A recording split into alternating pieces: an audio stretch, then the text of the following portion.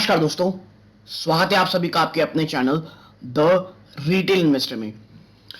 Guys, Monday को यानी कि कल कल एक बहुत बड़ी गिरावट की कह लीजिए बाजार इंतजार कर रहा है। आप अगर आर्टिकल्स देखेंगे, फाइनेंशियल आर्टिकल्स देखेंगे, तो आपको पता चलेगा कि हर कोई ये बात कह रहा है कि आने वाला कल यानी कि जो कल है, मंडे है, सोमवार है, वहां पे बाजार एक बड़ी गिरावट दिखा सकता है। फ्राइडे को भी बाजार लगभग 1.27% की गिरावट दिखा के बंद हुआ है निफ्टी, और कल भी मंडे को भी एक बड़ी गिरावट हो सकती है। रीजन सिंपल है दोस्तों, पिछले 3 से 4 महीने में लगातार सिर्फ एक बात कह रहा हूं, और वो है इन्फ्लेशन की।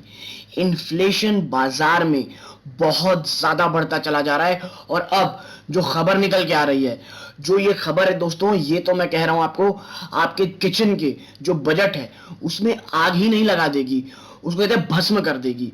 और सीरियसली मिडिल क्लास फैमिली के होने के कारण मुझे पता है किस तकलीफ से हम गुजर रहे हैं इस वक्त। लेकिन मैं आपको यह भी बता दूं, भारत इस वक्त बाकी दुनिया को अगर आप देखेंगे तो बहुत ज्यादा मजबूत स्थिति में खड़ा हुआ है। लेकिन ये भी सच बात है कि स्थिति बद से बदतर होती चली जा रही है। कंज्यूमर जो कंज्यूमर इंडेक्स है दोस्तों, इन्फ्लेशन इंडेक्स या प्राइस इंडेक्स जिसे कहता है, सीपीआई और डब्ल्यूपीआई होलसेल प्राइस इंडेक्स, अपने आप कह सकते हैं कि लगभग 10-12 साल के सबसे ऊपरी स्तरों पर चल रहा है।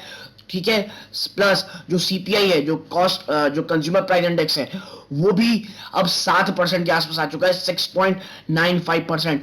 हम अपनी जो कंफर्ट जोन है उससे ऊपर ही नहीं चले गए दोस्तों। अब पानी जो है वो नाक से ऊपर जाता हुआ दिखाई दे रहा है। और ये जो खबर है जो मैं आपको आगे वाले समय बताने वाला हूं, ये और स्थिति बद से बदतर कर देगी दोस्तों। तीसरी चीज, फ्राइडे को जो ग्लोबल इंडाइसेस हैं, चाहे वो अमेरिकी बाजार हो, वो नेस्डेक हो, चाहे वो जापान के इंडाइसेस हो, चाहे आप यूरोप के इंडाइसेस हो, एक बहुत बड़ी गिरावट के साथ बंद हुए हैं दोस्तों।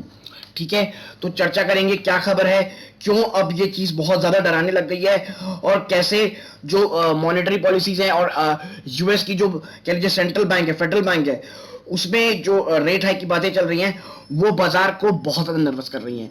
वीडियो को अंत तक देखिएगा, बहुत इंफॉर्मेटिव और बहुत ज्यादा एजुकेटिव ये वीडियो होने वाली है दोस्तों।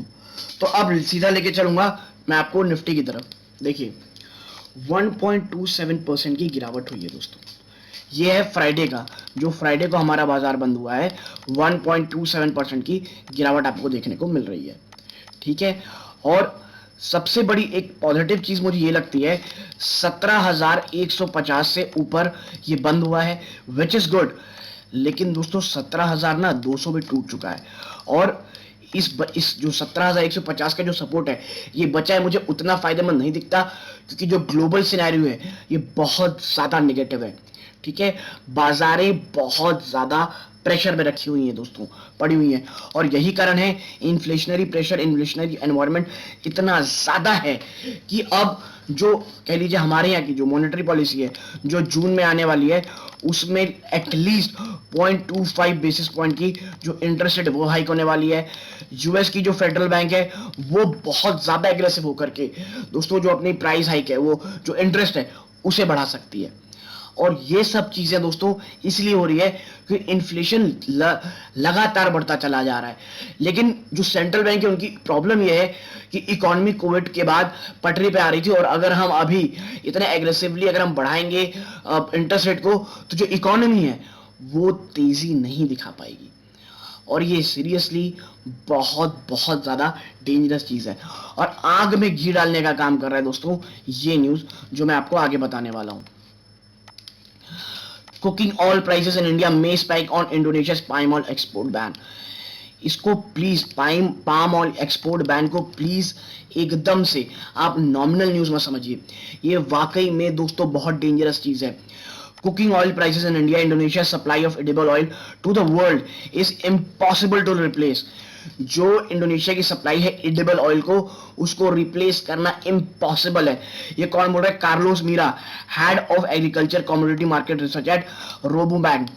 भाई रोबो बैंक के कम्युनिटी एक्सपर्ट हैं, इनका कहना है कि जो एक्सपोर्ट है, क्योंकि देखिए इंडिया ना, जो इंडोनेशिया है वो वर्ल्ड का लार्जेस्ट एक्सपोर्टर है पाम ऑयल का, और वो अगर एक्सपोर्ट बंद कर रहा है ह्यूज सेटबैक है, और खासकर कि भारत जैसे देश के लिए जहां हमें तो हर चीज में तेल चाहिए।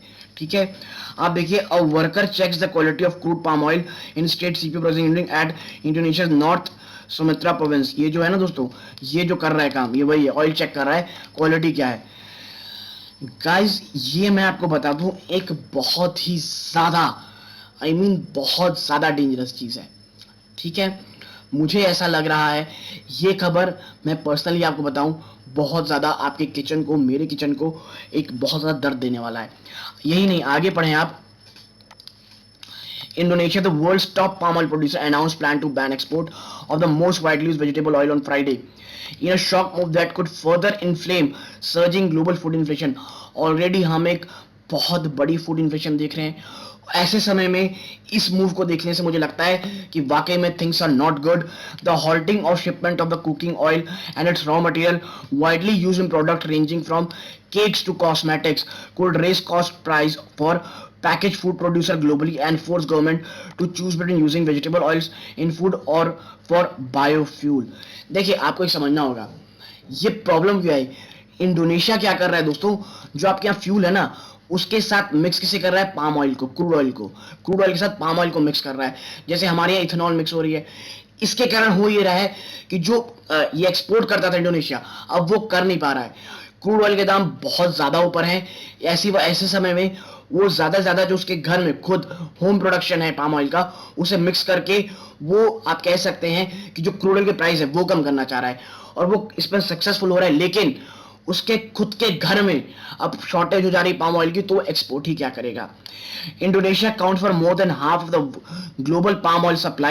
In a video broadcast, Indonesia's President Joko Widodo said he wanted to ensure the availability of food products at home after global food inflation soared to a record high flow. देखिए, I will monitor and evaluate the implementation of this policy so availability of cooking oil in the domestic market become abundant and affordable. ये कौन कहा? He said the announcement will hurt consumer and top buyer India globally, said Atul Chaturvedi, president of trade body the Solvent Extractor Association of India. आप एक बात समझिए, कोई भी अब आप न्यूज पढ़ते हैं ना, इतनी सिंपल नहीं होती है। इंडोनेशिया इस फूड इन्फ्लेशन को, ग्लोबल फूड इन्फ्लेशन को, मुझे पर्सनली, ये मेरी पर्सनल राय है, उसे एक अपॉर्चुनिटी की तरह देख रहा है कि भाई लगभग 2-3 महीने, क्योंकि इससे पहले जब उसने बैन किया था ना दोस्तों, एटलीस्ट 2 से 3 महीने का इन्होंने एक्सपोर्ट को बैन कर दिया था क्रूड ऑयल का, माफ कीजिएगा ये पाम ऑयल का। अब मुझे लग रहा है ये जो ग्लोबल फूड इन्फ्लेशन है, ऐसे समय में इस चीज का फायदा उठाना चाह रहा है कि शायद वो यही शॉर्टेज जब हो जाए तब वो एक्सपोर्ट करे और प्राइसेस 2x to 3x यानी 2 से 3 गुना प्राइसेस हो जाए, और जिसका फायदा डायरेक्टली किसे हो, इंडोनेशियन गवर्नमेंट को, इंडोनेशिया को हो। देखिए सेम चीज ना क्रूड ऑयल में भी हो रही है। कोई प्रोडक्शन बढ़ाने को तैयार नहीं है। डेवलपिंग नेशन ऐसे इंडिया, हम जो हैं लगातार बहुत ज्यादा इन्फ्लेशन एनवायरनमेंट में है। इन्फ्लेशन में फिर कहूंगा महंगाई आने वाले समय में एक कह सकता हूं मैं बहुत बड़ा रीजन है। और जो बाजार में ये गिरावट है ना दोस्तों, जो और आने वाले समय एक बहुत बड़ी गिरावट, एक बहुत बड़ी करेक्शन के हम इंतजार कर रहे हैं, उसके पीछे रीजन भी मुझे यही दिखता है। याद रखिएगा 17,800, मैं आपको फिर एक लेवल बता दूं, 16,800 अगर ये टूटता है दोस्तों, मुझे लग रहा है कि उसके बाद सीधे से 16,200 ये आराम से जा सकता है। और देखिए इससे पहले मैंने भी वीडियो बनाया था, मैंने कहा था मुझे निफ्टी आने वाले 2 से 3 महीनों में एटलीस्ट एक बार 15,500 to 15,000 ये टच कर सकता है। और मैं आपको बता रहा हूं जिस तरह के हालात दिख रहे हैं ना, जिस तरह से मॉनेटरी पॉलिसी जो कम्युनिटी है वो जो कह सकते हैं इंटरेस्ट रेट वो हाइक करना चाह रही है, यूएस में इंटरेस्ट हाइक होने वाले हैं, चाइना में जो कोविड है वो जबरदस्त फैल रहा है, शांघाई हर जगह बड़े स्तरों पे लॉकडाउन लग रहा है। आप यकीन मानिए, भले ही जो अभी हमारे डीआईआईज हैं वो बचा रहे हैं, वो चीज़ों को बचा रहे हैं, लेकिन मुझे नहीं लगता ज़्यादा चीज़ें वो ज़्यादा देर तक वो चीज़ों को बचा सक पाएंगे। और देखिए जिस तरह से एफपीआई इसका सेलिंग चल रहा है ना दोस्तों, आप देखें FPI sell off intensifies, the foreign portfolio investor had dumped the Indian equities last week, यानी जो पिछला हफ्ता गया है वहां पे भी एफपीआई ने सिर्फ सेलिंग की है। The equity segment has seen an outflow of $2.03 billion last week. भारतीय बाजारों से लगभग $2.03 यहां से जा रहे हैं बाहर। 10 The FPI has turned net seller of Indian equities for this month. Also, for April, their net selling in India equity stand at $1.31 billion. As long as the FPI continue to sell, both the Sensex Nifty will remain under pressure. अप्रैल में अभी तक लगभग $1.31 billion की sale already कर चुका है FPI, और देखिए यही कारण है बहुत बहुत बड़ा एक कह सकते हैं आप प्रेशर में भारतीय बाजार दिख रहे हैं। ठीक है, आगे देखें। The turnaround last week has happened from just below 21 DMA resistance. This is currently at for 17,455, which will be an important resistance for the week. Below this, there is another resistance of 17,235. ठीक है, देखिए ये भी टूट चुका है। ये जो है ना दोस्तों, ये जिसे कहा जा रहा है 17,455, ये वाकई में रेजिस्टेंस, लेकिन मुझे लगता है देखिए Nifty broke below the psychological level of 17,000। देखिए पिछले हफ्ते क्या हुआ था ना, मंगलवार को 17,000 का साइकोलॉजिकल लेवल टूटा था, और लगभग देखिए मैंने आपसे पिछले 16,800 कहा था, वहीं से एक तेजी आई थी। The strong bounce back move witness that fail to get a strong flow through rise past 17,400। ठीक है, और मैं इसीलिए कह रहा हूं 16,800 ये लेवल हमें नजर में रखना है। अगर ये टूटता है, नेक्स्ट गिरावट, एक बड़ी गिरावट आप होते हुए देख सकते हैं दोस्तों। तो यदि ये मेरी पूरी एनालिसिस पसंद आई हो, प्लीज वीडियो को लाइक कीजिए, चैनल पहली बार है सब्सक्राइब कीजिएगा। यहां तक जुड़े रहने के लिए धन्यवाद। ये सूर्यकांत है, जय हिंद दोस्तों।